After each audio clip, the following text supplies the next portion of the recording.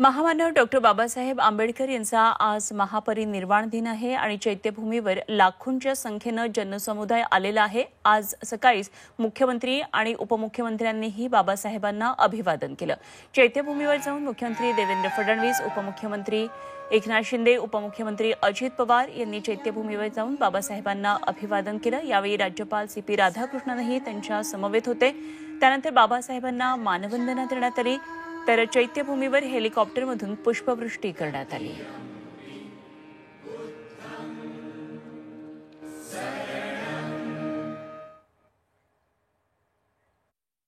जब तक सूरज चांद रहेगा बाबा साहेब का संविधान बना रहेगा।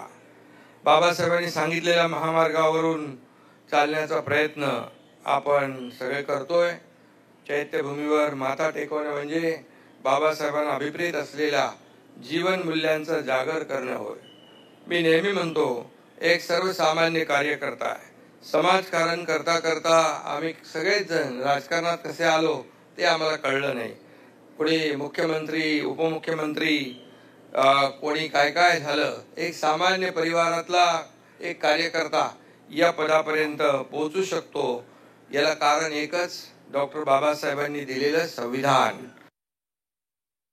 दिनांक 5 डिसेंबर राज्यातल्या महायुती सरकारचा शपथविधी सोहळा देशाचे लोकप्रिय पंतप्रधान नरेंद्र मोदीजी साहेब आणि अनेक केंद्रीय मंत्री, अनेक राज्यांचे मुख्यमंत्री आणि हजारो नागरिकांच्या साक्षीनं त्यांच्या उपस्थितीमध्ये आझाद मैदानावर पार पडलेल्या उभ्या भारताने पाहिला, उभ्या महाराष्ट्राने पाहिलं। जनतेचं प्रचंड बहुमतानं पुन्हा एकदा निवडून दिलेलं हे महायुतीचं सरकार भारतरत्न डॉक्टर बाबासाहेब आंबेडकर यांचे विचार आणि भारतीय संविधानाला आदर्श मानून कारभार करणारे, मी स्पष्टपणे सांगू इच्छितो।